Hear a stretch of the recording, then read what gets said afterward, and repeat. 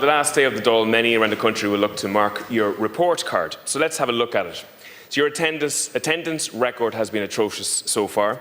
230 days since the general election, and your government have turned up to the Dáil for 59 of those days.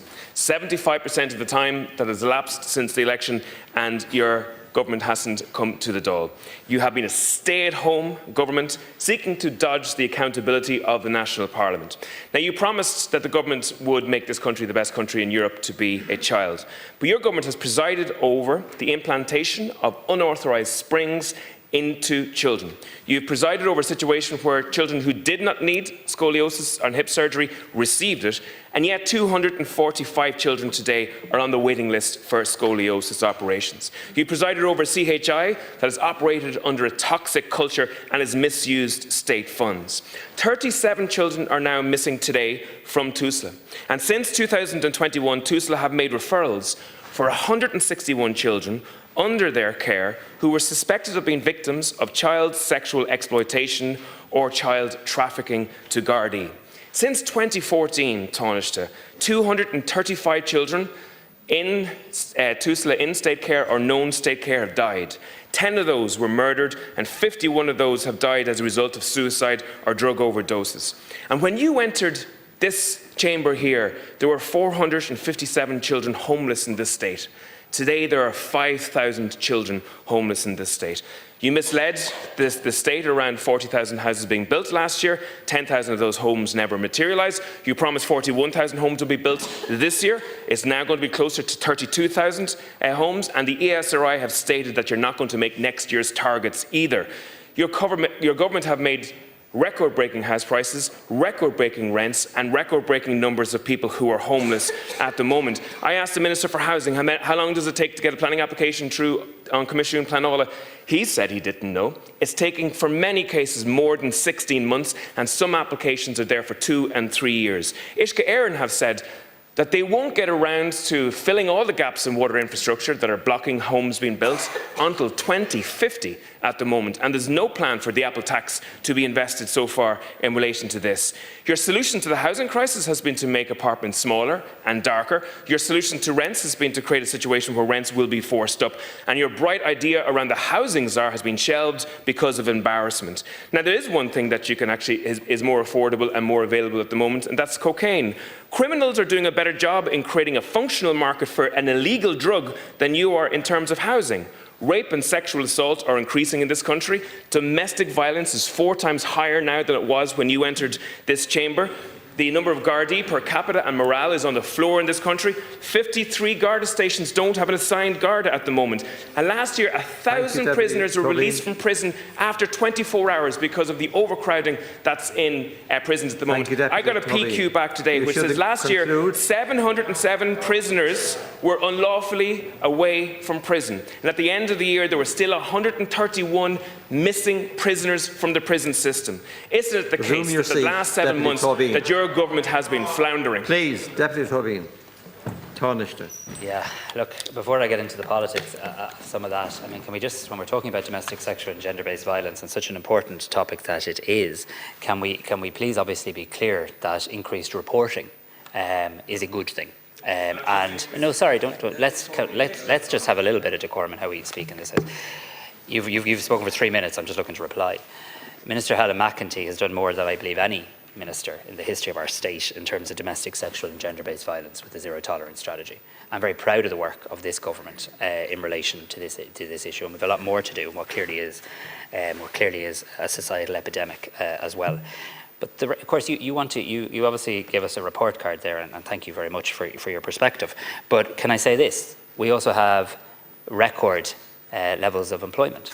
We have an economy that's running budget surpluses. We've had an ability to create effectively 2 national wealth funds to protect our country from economic shocks.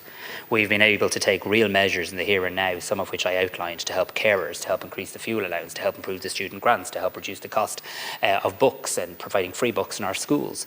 We've been able to increase social welfare payments, particularly for our older citizens, for our pensioners, to help them live and age with dignity. We've taken major steps towards housing reform reform, including around planning, taking that planner out of the back garden in terms of a number of things that people might want to do, exempting that from planning, bringing forward and passing a new national planning framework so we'll have enough zoned land to build the homes that we need. Next week, you'll see a major capital plan that we've all been working tirelessly on for a number of months now that will see record levels of investment in key infrastructural areas like water, like energy, like housing, but also social infrastructure that's needed in our communities as well. We've established a national education therapy service for the first time in the history of our state to put therapists in our special schools in a coordinated national way. We're undertaking major reforms in terms of how our health service operates, making sure that the rostering for our health service is done in a way that ensures there's the right people there at the right times of the week, right throughout the week, including the weekend. We've made HRT free for women.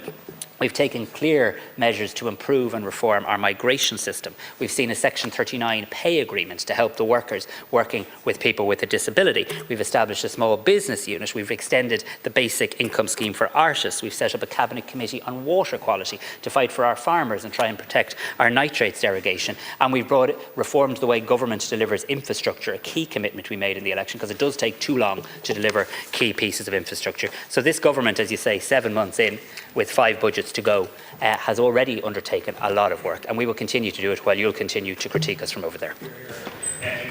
Peadar Tóibín. To increase reporting. They are down to increase domestic violence, and to hide that fact is actually dangerous as well. Let's talk about the health service. You mentioned it.